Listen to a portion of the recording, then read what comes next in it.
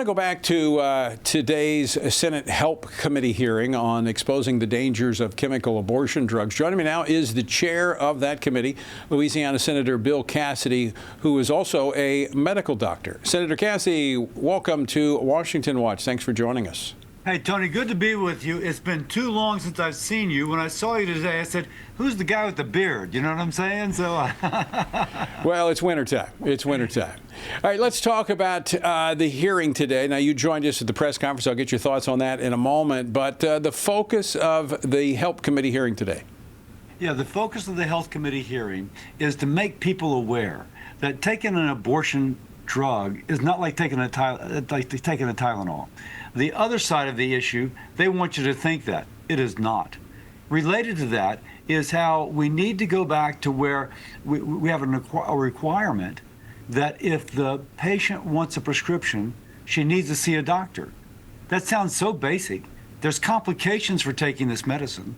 There's some pregnant women that even if they want an abortion should not be taking this pill for their own health. But without that in-person interview, we don't really know what's going on. And lastly, to put a human face on it, several descriptions of women coerced into having abortions by somebody who physically or emotionally were able to just bully them into doing something they didn't want to do, including an example of a young girl who wanted to have a gender reveal party, and instead her mother coerced her into having taking these pills, and instead of having a gender reveal party, she had a dead fetus.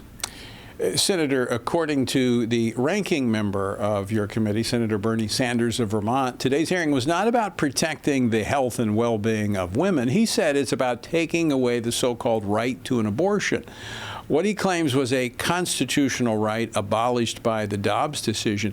But the focus, in large part, was the fact that you have states that are trying to protect the unborn and their mothers, and the abortion pill is undermining that right. Yes, of course, Senator Sanders had a lot of things wrong in everything he said just there. But if we go back to the fact that this pill is not just like taking a Tylenol. 1 out of 10 women, by one account, have serious symptoms and/or side effects. And it's like this pill in which, of course, the intent is for the child to lose its life. But in some cases, the mother ends up in the hospital. But you can get it over the internet without the doctor ever seeing you or actually seeing if you should or should not take the pill. And that just brings us to that human story. Senator Sanders was trying to avoid that. He was trying to avoid the problem of people being coerced into taking these medications. And that's something that we who are pro-life will not allow to be avoided. Now, Senator Cassidy, as I mentioned, you're a doctor. You've been a doctor for quite some time. In fact, we met many, many years ago when you were a teaching doctor at the Earl K. Long Hospital. Is there any other drug that would have these types of adverse side effects that would be treated like this one, where they would just let it be sent through the mail, no questions asked? I can't really think of one. And particularly when it's so prone to be taken incorrectly. Let's just take the perspective of someone who's pro-choice. This pill should only be taken up to week 10 of pregnancy. After that, the FDA does not, you shouldn't take it after week 10. And yet women apparently often do. Because their pregnancy, they may not know they're pregnant. They may think they're week 10. Turns out they may be week 20. And there's nothing to document that. This is something which borders on medical malpractice, and I wish and I want the FDA to go back to the requirement that there has to be an in-person visit. The evidence, I mean, from just an objective view, the evidence appears to be overwhelming. Why is a Biden-era policy still in place 1 year after the Trump administration has come into power? I don't know that. Secretary Kennedy or FDA Commissioner McCarry could reverse it. It's not complicated. They could reverse it. They've chosen not to. I don't know why they've not, but I'm hoping the hearing today gives them a compelling reason to reverse it.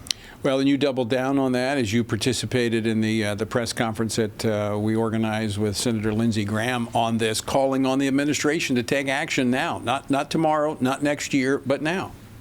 Yes, and that is something which could be done now. And by the way, let's go back to why. The human face of it. A woman who's 20 weeks, who should not be taking this pill, is taking this pill because she gets it online over the internet. And in some cases is coerced into taking it. We had stories today, Tony, of a lawsuit or a criminal suit in South Texas where the husband or the boyfriend puts the pill in the woman's drink, and then she won't drink it, and so it comes back later, and when she's asleep, shoves it in her mouth and holds it till it dissolves. Now, that's what we're talking of.